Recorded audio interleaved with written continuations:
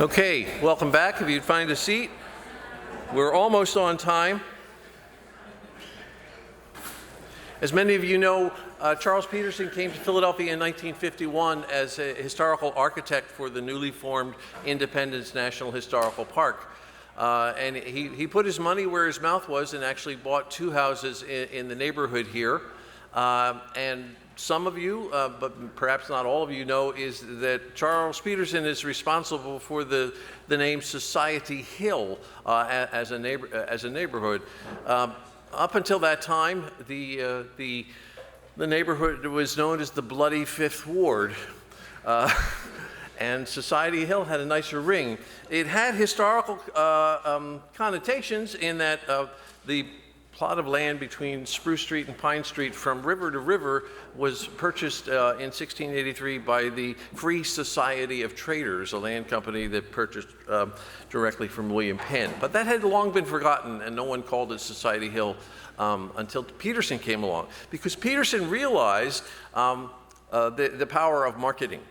And to quote him, he said, and he employed HABS in the pre-National Register days.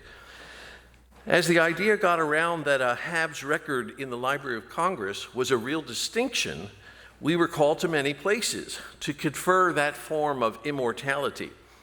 Many owners were surprised to learn that the Secretary of the Interior and the Library of Congress found their houses to be of significance. But the little certificate conferred generated a new pride by both owners and occupants. So he knew how to work the system, and he certainly knew human nature. Let me introduce our next speaker, Nan Gutterman, FAIA, FAPT. Nan is an associate and project manager at Vitetta Architects and Engineers, a Philadelphia-based firm. She has a Bachelor of Science degree in architecture from the University of Virginia and a Master of Architecture from the University of Michigan, where the field of study was historic preservation. During her almost 35 years at Vitetta, she has worked on many National Historic Landmark buildings in Philadelphia, including Philadelphia City Hall, the Academy of Music, and the Reading Terminal Train Shed, now part of the Pennsylvania Convention Center. And many of you know, but for those of you who don't, Nan Gutterman finished City Hall. She finished the job John MacArthur left unfinished. Does anybody know what she did? The gates, okay. The gates which MacArthur designed but were never fabricated or installed 110 years after the opening of the building. Yeah, Nan was responsible for overseeing both their fabrication as well as their installation. So I never walked through the portals without thinking of Nan. So welcome with me, Nan Gutterman.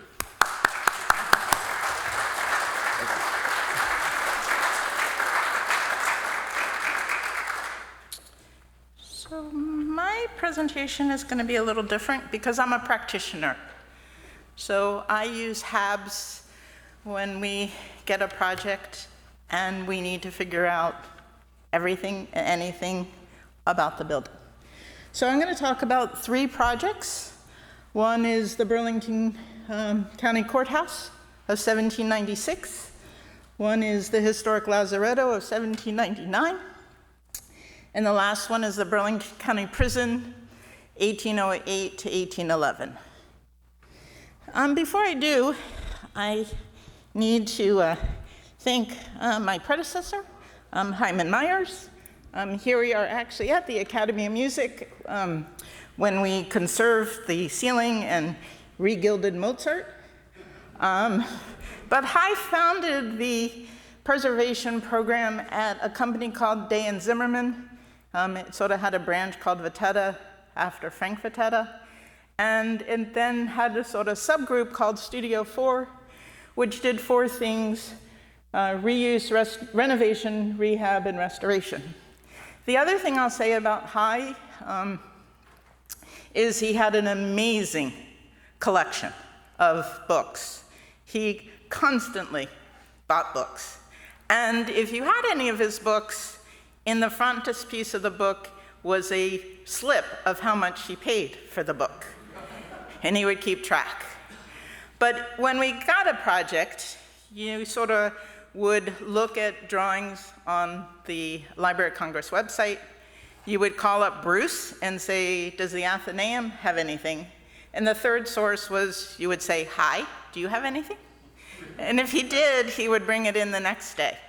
It's the best revolving library around. And he led the program from 1973 until his retirement in 2004.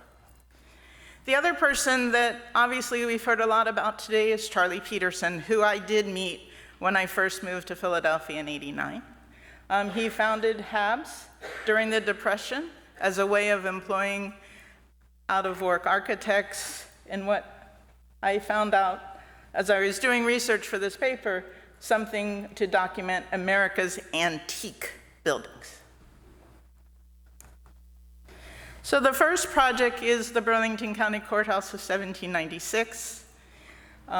In New Jersey, it's said to be the oldest continuing operated courthouse in the state. It was modeled after Old City Hall and Congress Hall. It was designed by Michael Rush, or actually built by Michael Rush, designed by Samuel Lewis. And what you see, I don't know if there's a pointer. So this is the original courthouse. This addition is Hazelhurst and Huckle, who were a Philadelphia-based firm. And then there's a second edition by Carl Ziegler. So this is possibly a unique case because the building was actually documented before HABS. It was actually documented and published in 1926 in the White Pines monograph. And then it was republished in the Architecture Treasures of the Americas, Volume 4, Colonial Architecture. So this is the courthouse as it was, and if I can get this to work. This is the original courthouse. This is the Hazelhurst and Huckle edition. It was documented, probably one of the earlier documentations by HABS in 1935, but it was actually 10 years after the initial documentation. And this is the building, which pretty much looks identical today. We did according to, I talked to Mark Schar, this should have been the 27th building documented in New Jersey.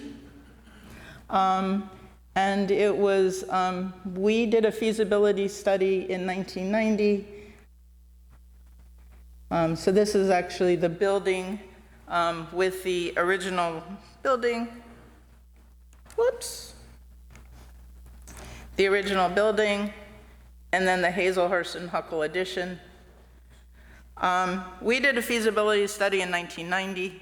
We actually did drawings and renovations for the building to keep it as a courthouse. That use has always not changed. And then we did drawings, 1990, the building was under construction in the early 90s, and it was completed and dedicated in 1993. So this is our plan taken from the HABS drawings for the original building. So this is the original building. This is the Hazelhurst and Huckle addition, and this is the Carl Ziegler wing. All very understated to keep the original building as the primary building. This is the building in 1993, and pretty much identical to how it would have worked in 1796.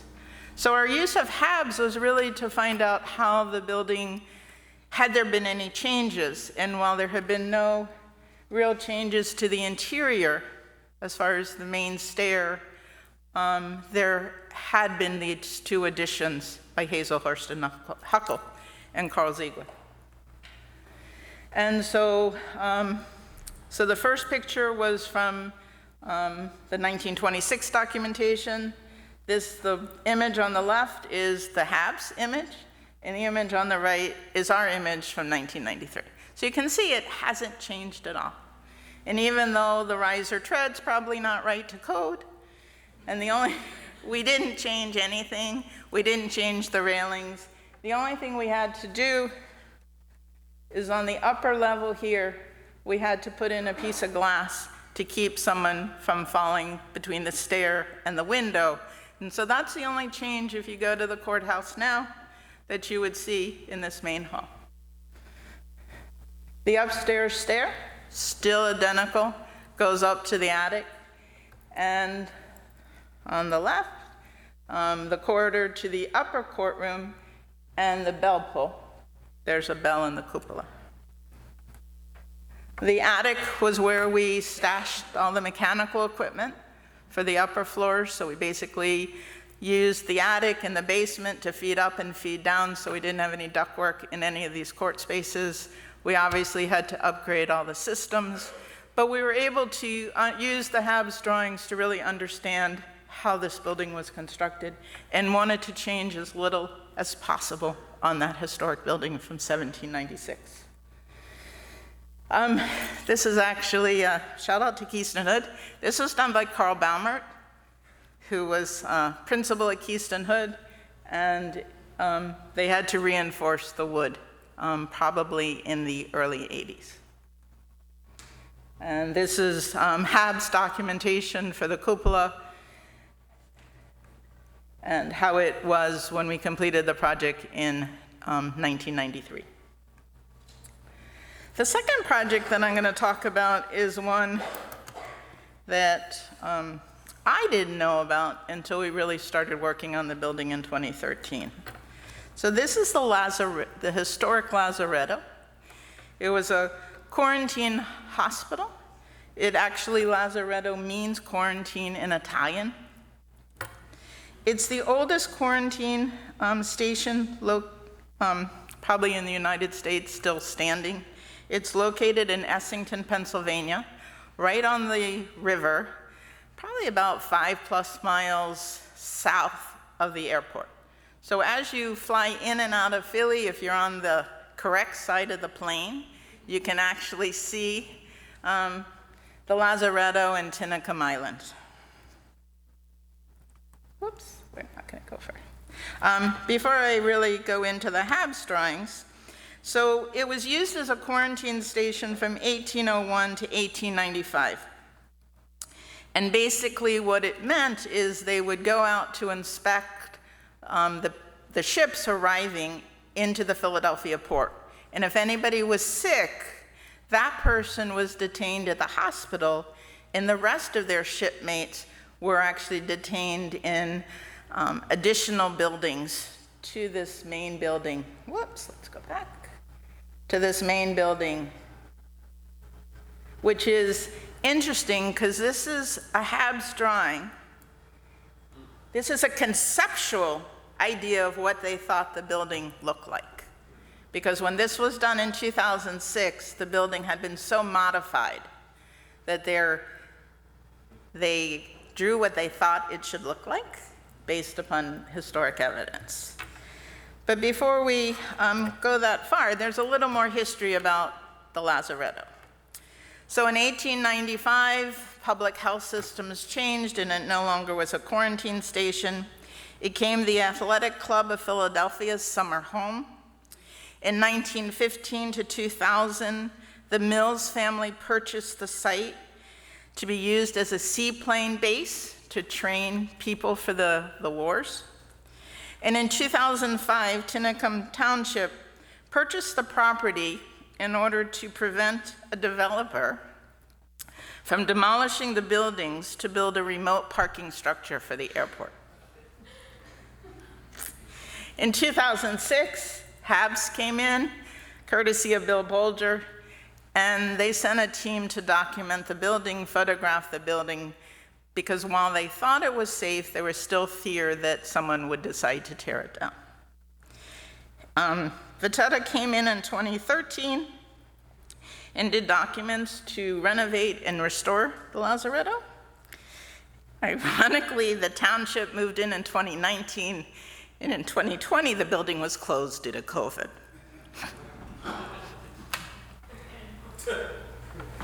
So this again is conceptual of what they thought the building looked like.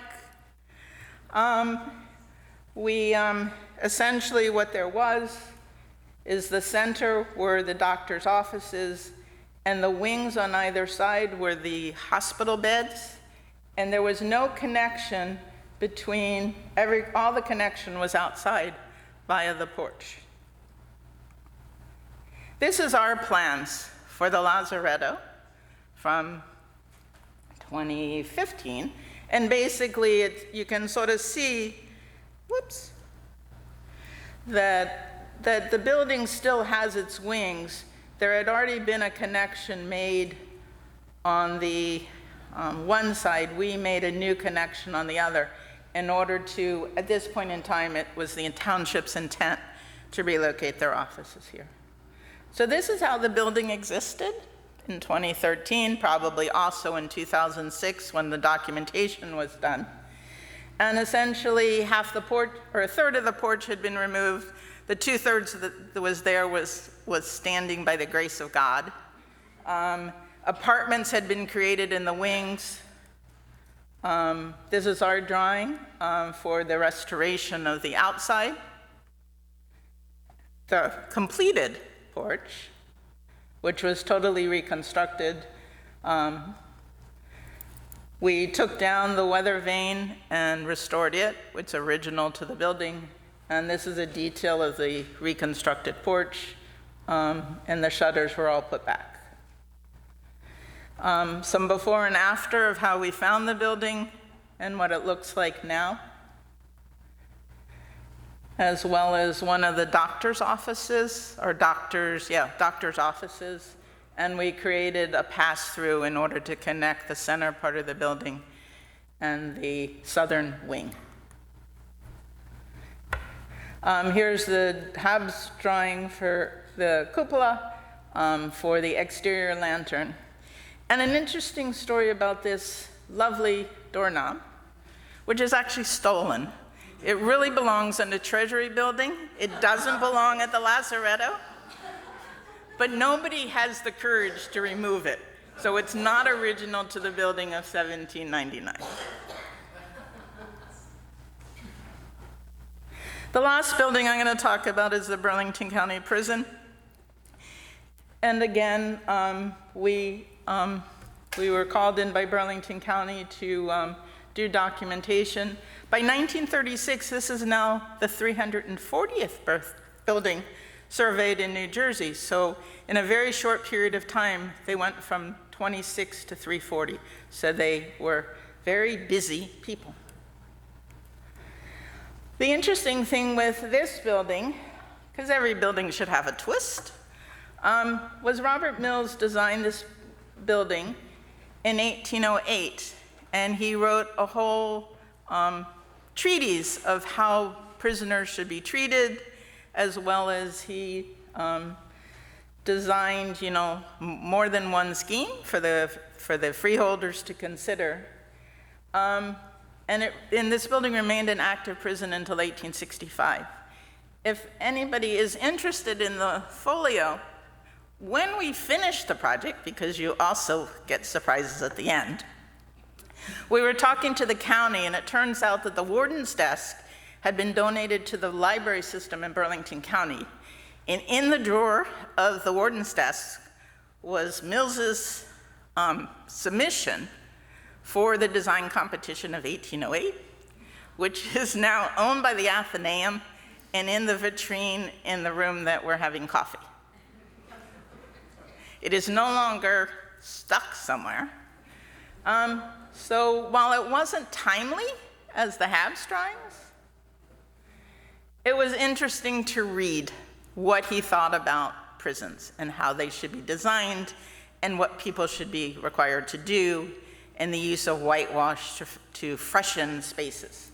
So this is the frontispiece of the folio, and on the left, someone has added a picture of what the prison actually looked like when it was constructed. More about the treatise. This is Mills's plan. This is HABS drawing. And unfortunately, our work was really limited So we didn't actually draw a whole plan, and I'll show you our drawing in a minute. So this was scheme number 1 for the exterior, scheme number 2. So who in 1808 comes up with design options for a client? Again, the exterior of the building, courtesy of HABS, and the building as it exists today, pretty unchanged. A section through the building from HABS, a section through the building through Robert Mills. It's like, did they trace it? Did they know? And the inscription of prison, which is over the top of the door. If anyone's here at the moment, the prison is actually undergoing another renovation, and they just replaced the cedar shake roof, and have done more conservation work inside. So don't go yet. The rear of the prison faced the prison yard, and there was actually gallows in the prison yard. There was a kitchen addition, which is what this is. And then this was obviously the stair that the prisoners could go in and out of the yard. This is probably what it looked like in the 1930s when the HABS documents were done. This is what it looks like today. The kitchen additions are gone, and there's an addition of a wheelchair lift to make the building ADA accessible, which is one of the things that we did as part of our work in 2002. And this is our drawing. It's very simple. We did a lift, and we did modified toilet rooms, we did some repainting, and we did some conservation of convict art, which was an interesting presentation to the freeholders who had to approve the money, who wondered if someone knew the 10 Commandments to write on the wall why they didn't practice the 10 Commandments that forced them to be in prison. After we finished our work, which was really minimal because we didn't want to change the character-defining features of the prison, the county actually came in and did some exhibits. But this is actually, the left image is the hallway, the right is a prisoner cell. One of the pieces of convict art that I guess after 20 years needs to be conserved again. And then one of our toilet rooms with a new door made to look like the original doors. Thank you.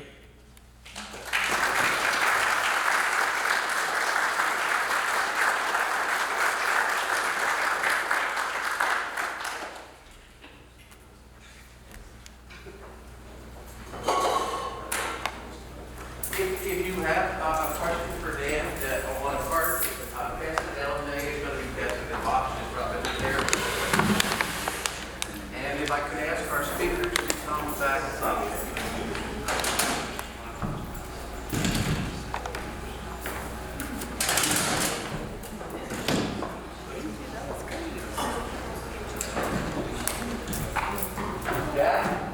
Jack?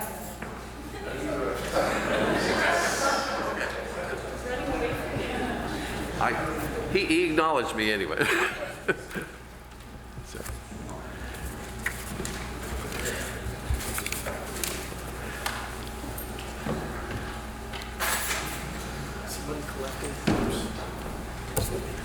A thorn between two roses.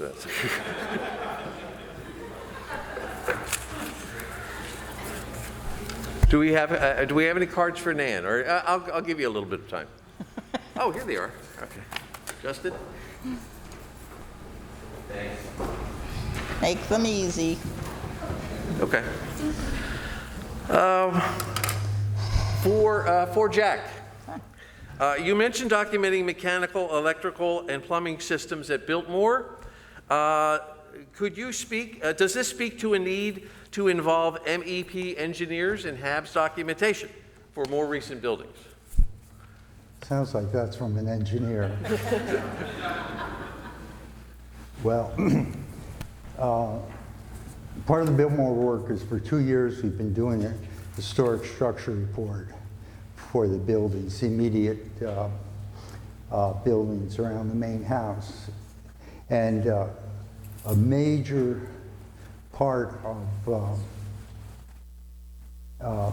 that work, both documentation and through measure drawings and the historic structure report, has been with the MEP systems, because when Biltmore was constructed, there was no other building in the United States that was so advanced mechanically, and everything is there. Very little's been done to the building, but significant work needs to be done to make the building safe. You know, they get over 1 million visitors a year through the building, so it's got to be really made safe. But the systems themselves were really advanced and never all been used in a residential building like they were used at Biltmore. So those systems have to be conserved, and the research on the system is really fascinating. Is lighting, communication, heating, and of course, engineers had to be involved. And the examples I showed, you know, for 30 plus years, we've been looking for good mechanical and electrical engineers to work on historic buildings. And we finally found, I think, the right firm.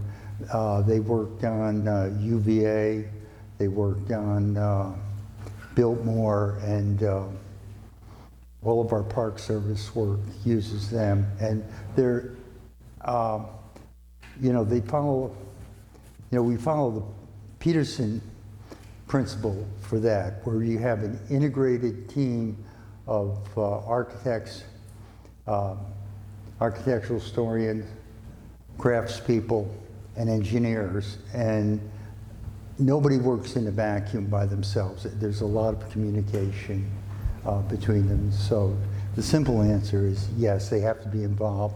And what you do to introduce replacement systems is really critical.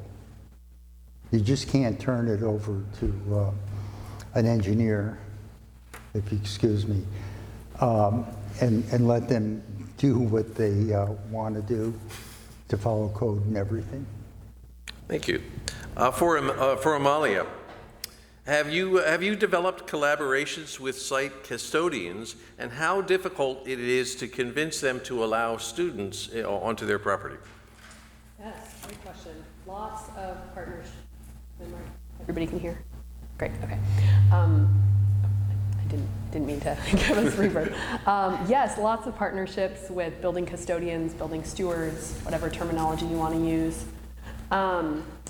It is usually not difficult to convince people to let students on. We sometimes need to furnish them with the insurance that Clemson carries for all of the students who are out on site projects. But usually, because we have this wonderful arsenal of past projects, we show people the type of reports that come from this class, and then if they're still unconvinced, we get a colleague in the profession to quote what a similar report would cost for them to do. And the sticker shock is often very convincing. But yeah, some of the notion is that for a lot of the partnerships, we're working with people who have really significant, important resources, but organizations that might not have the funds to do professional preservation, to bring in professional preservationists. And so they understand that it is student work, but they also understand that it's a lot more than having kind of nobody come through. We have been lucky with people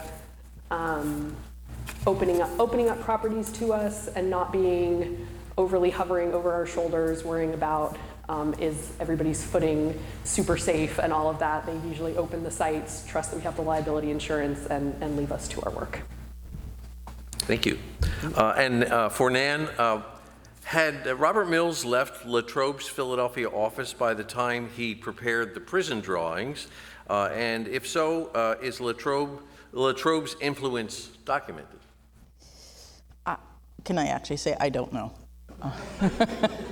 I'm going to say yes, because he submitted it on his own, and whether, I am not a historian, so I've not documented to truly do research as to what degree Mills may have been influenced by Latrobe on the design of the prison. I'll be honest. It's usually when you're given a project, you're so focused on what the task is that you want to do lots of other things, but you're not being paid for it.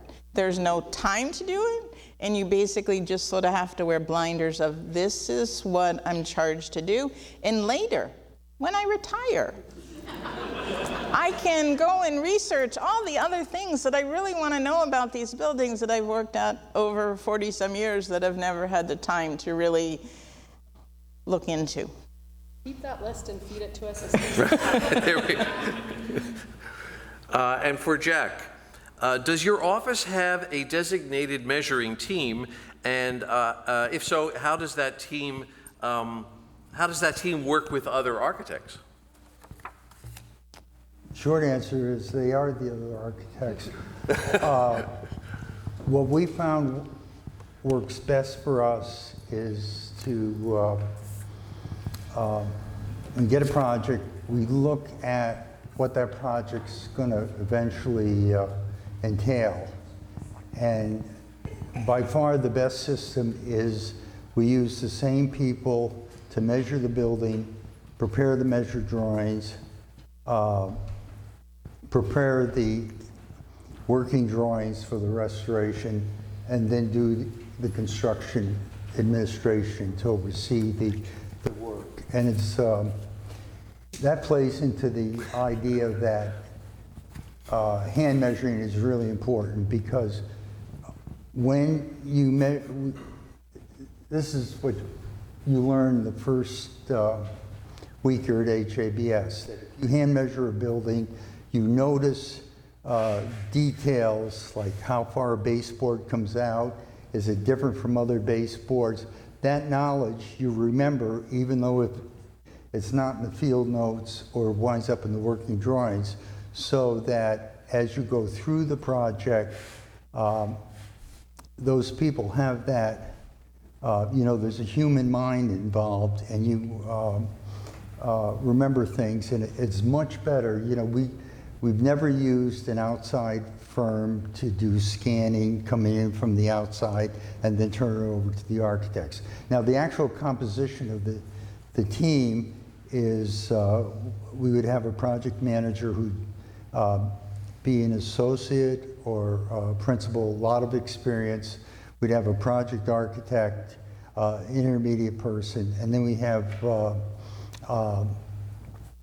architects who may be intern, and so that there's a continuing progression as time goes by, that people go to the next level. And it's we find it's a very efficient and a very effective way of doing it, because the details are most important. In a project like Biltmore, they're absolutely essential with the mechanical system, so you have to bring engineers into that mix too. Thank you, Jack. And I have a follow-up that it's a bit of a non sequitur, kind of more of a Barbara Walters question. How did you meet your wife? Who submitted that question? Was it Mrs. Waite? Is Diana here? She could probably answer.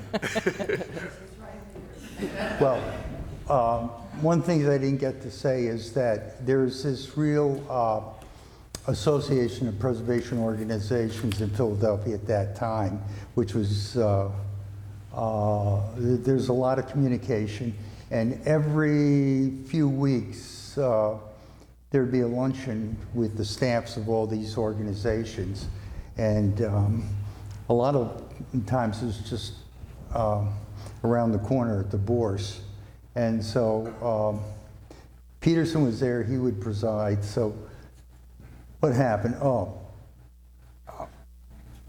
I was with HABS at the time, and we were supposed to be doing this, I think, the Centennial Bank in West Philadelphia. But Lee Nelson came up with something. He found some sheet metal roofing that he wanted me to look at and record, which is really cool. So I'm supposed to go to this dinner and or lunch, and I get there late, so I figure I'm going to get in trouble because the HABS people were wondering why I wasn't in West Philadelphia. And anyway, there's one seat left next to Peterson, and I figured I'm really going to be, I was really going to be in trouble. And Diana, who was working for American Architectural Drawings, was on the other side. So I spent most of the time talking to Diana, so Peterson couldn't yell at me too much. Is that right, Dan? Is that your right? Many of you know John Milner. Apparently John Milner met his wife through Charlie Peterson as well, and Peterson actually directed Milner to take that girl to lunch. And he did. We didn't know Peterson the Yenta. And for Amalia, how do you see documentation skills benefiting students who pursue careers on the policy or advocacy aims of preservation? Great question. It's one that our program has looked at or thought about over time in thinking about whether or not there should be tracks within a preservation education, whether students who come in knowing that they want to do policy-related work, whether they should really have to go through the trauma bonding, let's call it, of an IDC class. I see some our students nodding, yeah, trauma bonding. Or of any measured drawing project, which is a huge labor of love. And the faculty's consensus through time has been that it's really part of being a well-rounded scholar, preservationist, to have slowed down, looked at a building, and gotten to know it, doing measured drawings, but also the building investigation that comes with that, and that really can inform you in the way you think about and approach other parts of the field or other facets of the field. The other thing we talk to students about is that although you might be aimed in a certain direction upon your graduation, careers tend to take some major twists and turns. And so we have an alumni who comes to mind is somebody who ran kicking and screaming as quickly as she could away from the measured drawing part of the curriculum as soon as that class was done, took a job as an architectural historian, and then at an architecture firm. And the firm was so backlogged with finish analysis that it actually proved to be more economical for them to set up a conservation laboratory for her, who had the skills from our program of doing basic paint analysis. And so despite her very much not thinking she was going to be in the physical material part of building, it ended up being a really, really lucrative job promotion for her to become a finish analysis moonlighter, I guess, for the firm. So we sort of talk about that it's just one of the large arsenal of skills to have, whether or not you're planning on using it, or whether it's something that, again, you can pull out your drawings in 30 years and show your kids how your fingers bled at the AutoCAD keyboard. Another arrow in the quiver of the student. One last question, and this one is for Nan. And it may actually lead us into this afternoon's discussions, but HABS documents are two-dimensional paper files. How does one convert these with accuracy to use in contemporary 3D CAD systems? In 30 seconds or less. In 30 seconds or less. Well, I'll say Vitetta doesn't do Revit or BIM. So our work with it is really using the sections that are part of HABS documentation as a three-dimensional, or at least a second-dimensional tool to understanding how a building was constructed. And typically what we do is we'll take the HABS drawings and we'll go out to the field and confirm, we trust them, but we're architects and we have to measure things ourselves, at least in areas that we're proposing to make changes. So we'll confirm, length and width and heights, because if we're putting in an elevator, I need to make sure that it's going to work and that the basement ceiling height's going to work. And You know, that it's, to what degree is it going to puncture the roof, or does it have to puncture the roof? Does it not have to go to the 3rd floor? So we do it more as by using the sections of HABS, but we haven't yet actually, you know, converted to fly-throughs and BIMs and Revits. We're still somewhat old-fashioned. So. Okay. Well, thank you. Well, we're pretty much on schedule. We're ready for our lunch break. So if you have a question that you asked that we didn't deal with today, feel free to talk to the speakers at some point today, one-on-one. The winning teams and their advisors should meet down in the gallery, and I will meet you down there for something special before lunch. And that's just for the prize winners. The speakers and the HABS staff and the HRC folks will be having lunch down in our boardroom. Everybody else gets to go out and get some fresh air in the wonderful Old City neighborhood. And then you can walk around and into the square and see what the progress is outside our windows. So we will reconvene here at 1:30, and so thank you so much for a great morning.